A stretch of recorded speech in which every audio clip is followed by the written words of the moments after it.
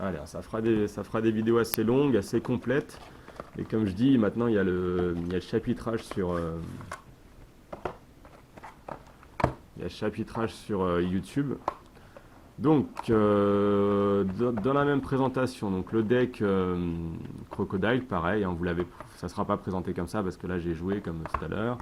Vous avez la liste des cartes ici au dos, donc beaucoup de cartes en 4, des cartes en 2, qu'il sera peut-être intéressant d'avoir un deuxième pack pour doubler. Je vous explique ça juste après.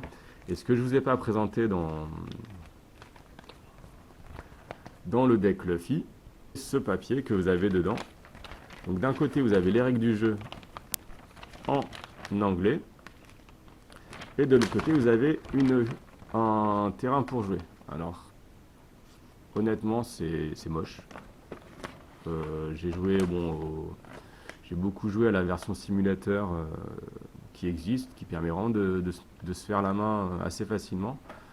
On avait des petits terrains avec des graphismes rouges et verts en fonction de la couleur. Franchement, ça leur coûtait quoi de nous faire une carte bleue pour les bleus, rouge pour les rouges, verte pour les vertes. Bref, voilà, on a un truc gris, moche.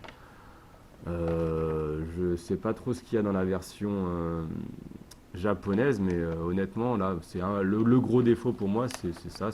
On n'a pas vraiment envie de jouer avec ça. Et puis vous allez voir que même le terrain n'est pas forcément pratique, je le trouve assez petit. Les cartes sont... Là c'est la bonne taille, mais pour pouvoir y mettre les cartes done, c'est pas le must. Les règles, je vous les explique juste après. Et donc je vous présente le deck ici de Crocodile. Donc ils sont comme ça, et, dans les decks, ils ont voilà, une petite truc comme ça pour les protéger. Le deck Crocodile, donc lui ça va être un deck de défense pour moi, c'est ce que je veux dire, c'est un peu plus, beaucoup plus défense que le deck de Luffy, et avec une stratégie de renvoyer les cartes du terrain adverse dans les mains du joueur.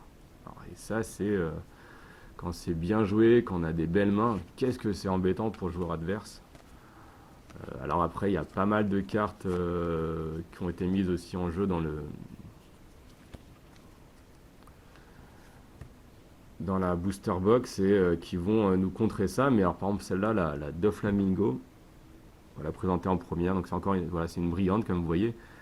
Et ben, quand on la joue, vous pouvez retourner un personnage qui a un coût de 7 ou moins dans la main de l'adversaire. Un coup de 7 ou moins, ça veut dire qu'il n'y a pas beaucoup de cartes. Même celle-là, vous voyez, même celle-là, la 7, elle sera renvoyée. Donc il n'y a pas beaucoup de cartes qui peuvent ne pas être renvoyées par cette carte-là. Donc elle y est en 2 fois, et c'est vraiment une carte à mettre en x4 dans un deck bleu. Pour moi, c'est une carte super intéressante dans un deck bleu. Voilà, un deck Crocodile, tu mets une carte comme ça en x4, à chaque fois pour 7, alors c'est assez cher certes, mais au bout d'un moment, t'arrêtes pas de la mettre, tu t'embêtes le joueur adverse qui a dépensé pas mal de points à vouloir mettre des grosses cartes, bah, bam, tu lui mets ça, il doit recommencer à 0. Et en plus de ça, au tour suivant, elle a 7000 d'attaque, donc elle est puissante. Ici, la Crocodile, donc voilà, donc on a un bloqueur ici de plus de 5 au niveau du coup. Vous vous souvenez du Usopp, il pourra pas le dégager, il pourra le retenir, mais on a des cartes comme, je sais plus lesquelles, bref, on a des cartes qui peuvent plus agir sur celle-là. 6000, on peut pas la sortir du terrain assez facilement, on peut pas la bloquer facilement aussi des 6000. C'est un bloqueur, donc suffit qu'on fasse une attaque à 5000, mais on peut pas défendre. Et en plus de ça, donne x1, donc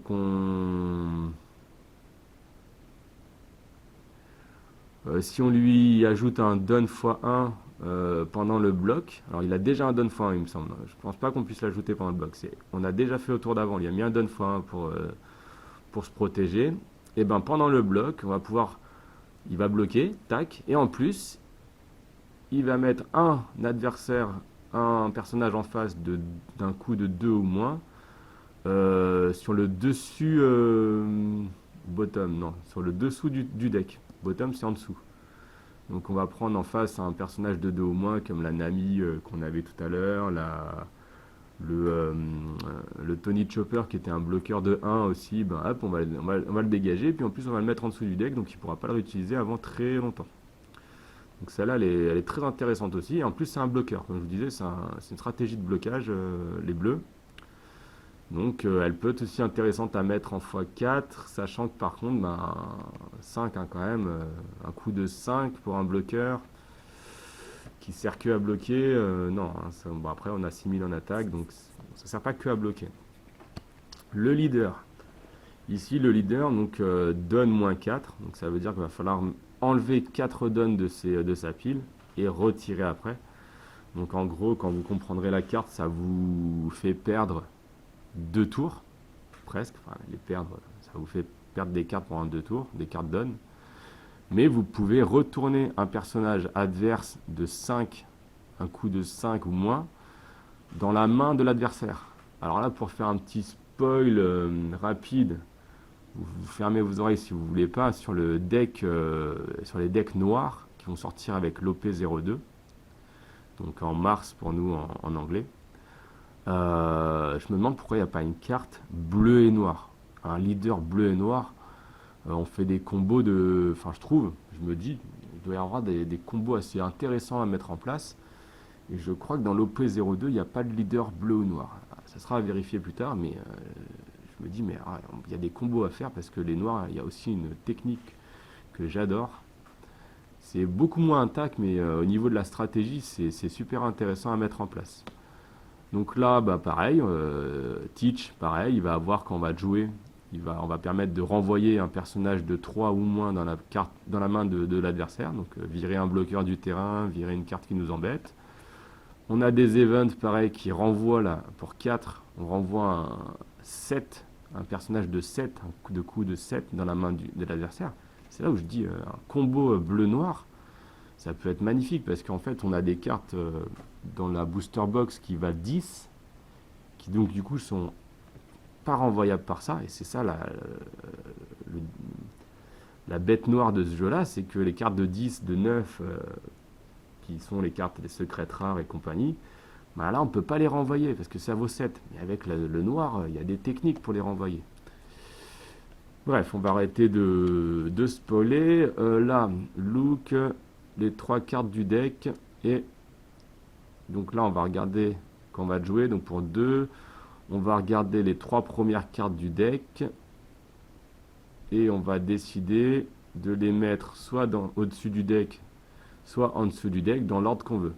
Donc c'est, bah voilà, tel Kuma, vous voyez, ça j'adore aussi dans les jeux de cartes, c'est qu'ils respectent les personnages. Donc tel Kuma qui renvoie les personnages, les gens où il veut, bah là on peut renvoyer ses cartes et préparer sa stratégie d'après. Ouais, on est sur un jeu stratégique. Hein. Donc là ensuite on a l'event donc ici de Kuma encore qui permet de contrer, qui retourne la carte encore une fois, voilà, retourner pendant qu'on se fait attaquer. Ça c'est une carte counter. Donc pendant qu'on se fait attaquer, si on avait gardé 2 cartes donne actives, on peut activer ça qui permet de renvoyer un personnage de 3 ou moins dans la main adverse. Et vous vous souvenez, dans le deck Luffy, il y a plein de personnages avec 3 ou moins. Zoro, il a 3 ou moins. Sanji, il a 3 ou moins. Donc bah, il est là en train de rusher son attaque et bim, on lui renvoie ses personnages dans sa main et ça l'embête. Un autre bloqueur, donc un deuxième bloqueur avec Boa. Pour un coup de 3, on a Boa en bloqueur en x2. Ah non, en x4, donc elle est en x4, donc 4 bloqueurs en plus. Là, on a Buggy qui a pas de caractéristiques, mais comme tout à l'heure, bah, plus 1000, je vous le réexplique pas. Et on a un troisième bloqueur qui est Low. Donc ça fait 3 bloqueurs dans ce jeu-là, alors que pour Luffy, par exemple, on n'en avait qu'un seul. Donc vous comprenez, bah, ce que je disais tout à l'heure, c'est on bloque, on bloque, on bloque, pour pouvoir stratégiquement virer tous les cartes du terrain adverse et puis bombarder le leader assez aisément. C'est vraiment plusieurs fois j'ai gagné avec le bleu contre Luffy qui rushait, ou même Zoro qui rushait, parce que vous verrez dans le booster box on a le leader Zoro qui est encore plus un rush que Luffy. à travers sa capacité. Voilà, les rouges, pour moi, c'est on attaque, on attaque, on attaque, et puis on verra ce qu'il arrivera. Donc là, Gecko Moria, on va ajouter une carte 7 Corsair ou Thriller Bark avec un coût de 4 ou moins depuis la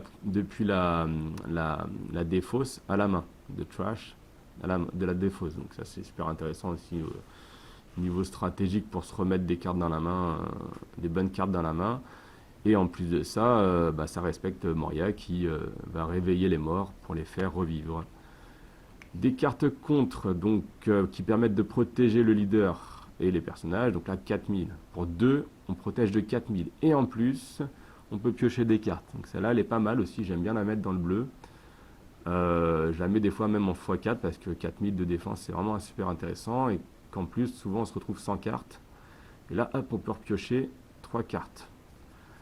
Donc voilà, celle-là je vous l'ai déjà présentée aussi, celle-là aussi. Donc là on a lui qui, on se demande pourquoi il est là, assis, parce que c'est un 7 corsaire du Nouveau Monde.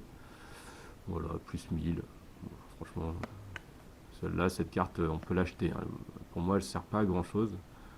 Pour un coût de 3, 5000, il y en a plein qui ont des effets qui sont beaucoup plus intéressants qu'elle. Donc celle-là, c'est une carte qu'on peut sortir pour mettre d'autres cartes à la place. On a un pacifista et donc on a notre ami, voilà ici, Santomaru. Alors lui aussi j'adore le jouer. Je le mets des fois en x4 parce que pourquoi j'adore le jouer? Parce que pour un don actif sur lui et du coup 2 dons qu'on met en repos, on peut aller chercher des pacifistas et les mettre directement sur le terrain. Et des pacifistas, là il y en a qui coûtent 4 et donc du coup qui font une attaque de 6000 directement. Grâce à lui on peut les mettre en jeu, on va les chercher dans son deck, on les prend, on les met sur le terrain, on mélange le deck et c'est parti. Mais aussi dans la booster box on va avoir d'autres pacifistas qui ont l'effet bloqueur, donc qui ont aussi un coût de 4, qui ont 5000 je crois d'attaque, donc qui sont aussi très intéressantes niveau attaque et qui en plus peuvent bloquer. Donc ça fait un bloqueur en plus pour empêcher l'adversaire de placer une attaque. Et voilà, si c'est bien placé, ça peut être énervant pour l'adversaire. Et en plus de ça, lui, ça ne met pas en attaque. Donc lui, il ne peut pas être attaquable par l'adversaire à moins qu'il utilise une carte capacité comme on a vu tout à l'heure avec le coup de poing de Luffy. Donc elle n'est pas si facilement virable du terrain. Et puis à l'occasion, elle peut attaquer, parce que 4 plus 1 ici, ça fait 5000. Donc à l'occasion, on peut attaquer avec, si on souhaite. Dernière carte qui peut être intéressante à vous présenter. Donc ça va être la Mihawk ici. Pour don 1, quand il attaque, il va piocher 2 cartes. Et en jeter 2 de la main. Donc ça permet de renouveler sa main. Et en plus, il a un contre de 2000. Donc lui, il est à placer en x4 alors qu'on l'a en seulement x2 dans le deck. Donc là aussi, une raison d'en acheter 2 au lieu d'un seul. Donc voilà, donc je vous ai expliqué les cartes. Maintenant, on va partir sur l'explication des règles du jeu. Et ensuite, je vous ferai une simulation d'une petite partie Luffy contre Crocodile.